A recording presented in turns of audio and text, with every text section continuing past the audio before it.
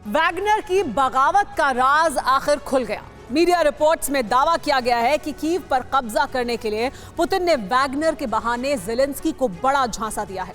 Kyiv पर कब्जे का पूरा प्लान पुतिन के दिमाग में फिक्स हो चुका है। पुतिन का यह दाव अगर कामयाब रहा तो रूस यूक्रेन की राजधानी कीव पर बहुत जल्द कब्जा कर लेगा।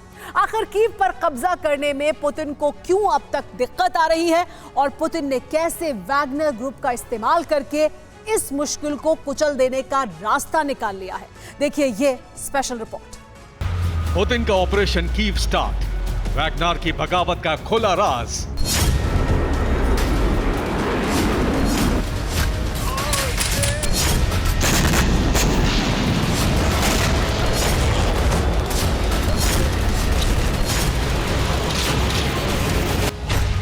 क्या वैगनर की बगावत के पीछे है कीव पर कब्जे का प्लान?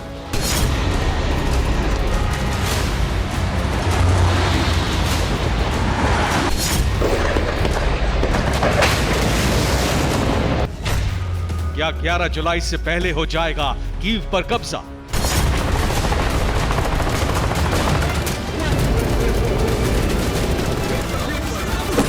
पुतिन ने कीव पर कब्जे की पूरी तैयारी कर ली है।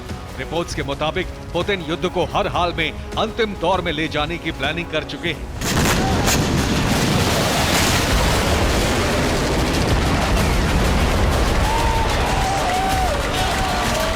सूत्रों की माने तो पुतिन ने कीव पर कब्जे के लिए बहुत खतरनाक प्लान बनाया है। आखिर क्या है पुतिन का कीव पर कब्जे का प्लान?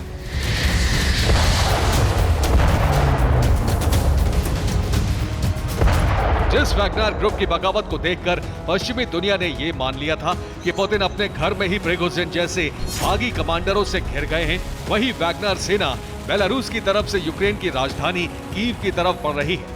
दूसरी ओर रूसी सेना भी कीव की घेराबंदी कर रही है।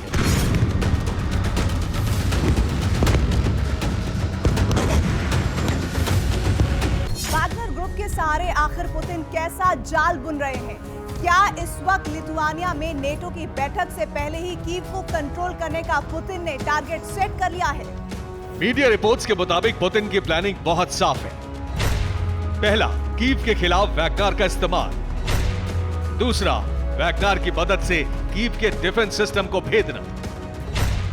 और तीसरा, कीव का डिफेंस सिस्टम भेदकर आसमान से बमबारी। दरअसल कीव इस वक्त दुनिया का सबसे सुरक्षित शहर है। इस वक्त कीव की सुरक्षा व्यवस्था व्हाइट हाउस और पेंटागन से भी ज्यादा बताई जा रही है। कीव की सुरक्षा के लिए तगड़ा एयर डिफेंस सिस्टम लगाया गया है। अमेरिकी पैट्रियट, IRIS-T, MIM-23 हॉक जैसे एयर डिफेंस सिस्टम के अलावा M142 हाइमार्स जैसे रॉकेट लॉन्चर, गन ट्रक्स और इलेक्ट्रॉनिक जैमर भी कीव मजबूती के साथ हिफाजत कर रहे हैं। इनकी वजह से कीव पर पुतिन के एयर अटैक कामयाब नहीं हो पा रहे हैं।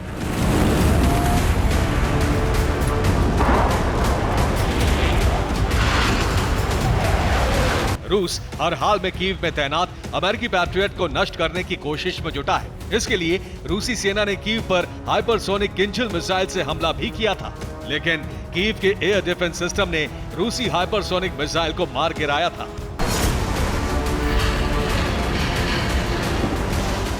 बड़ी बात यह थी कि यूक्रेन ने रूसी हाइपरसोनिक मिसाइल को मार गिराने के लिए पैट्रियट डिफेंस सिस्टम का ही इस्तेमाल किया था।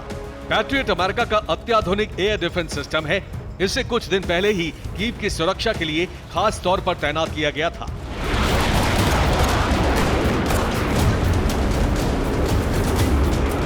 कीव में रूसी हाइपरसोनिक मिसाइल किंजल के नाकाम होने के बाद पुतिन ने इस बात को समझ लिया था कि यूक्रेनी सेना एयर डिफेंस सिस्टम का इस्तेमाल सफलतापूर्वक कर रही है।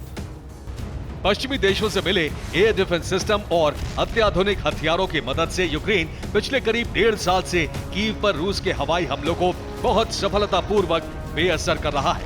मीडिया रिपोर्ट्स के मुताबिक दावा किया गया है कि अब पुतिन ने कीव पर कब्जे के लिए नई रणनीति बनाई है।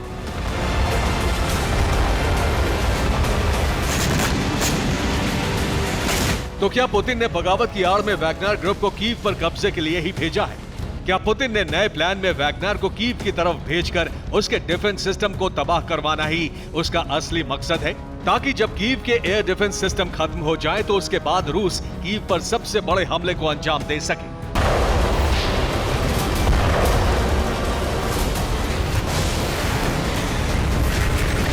नेटो को भी पुतिन के इस खतरनाक प्लान की भनक है। हाल ही में नेटो प्रमुख जेंस स्टोल्टनबर्ग ने कहा कि जब नेटो सदस्य देशों के लीडर 11 और 12 जुलाई को लिथुआनिया में एक साथ बैठेंगे तो नेटो रूस और उसके सहयोगी बेलारूस का सामना करने के लिए अपनी ताकत और तैयारी को और बढ़ाने का फैसला करेगा। वैगनर चीफ प्रिगोजिन को बेलारूस भेजे जाने के अलावा रूस के परमाणु हथियारों का जखीरा भी बेलारूस में पहले ही पहुंच गया है। पुतिन पहले ही कह चुके हैं कि अगर नेटो की तरफ से रूस को किसी तरह का खतरा महसूस हुआ तो वो कीव पर न्यूक्लियर हथियारों का इस्तेमाल करने से नहीं हिचकेंगे। ऐसे में वैगनर की बगावत के पीछे पुतिन के माइंड गेम को नेटो भी समझ चुका है और रूस के खिलाफ फूंक ठोक कर कदम उठा रहा है। Bureau report, TV9 Bharatvarsh.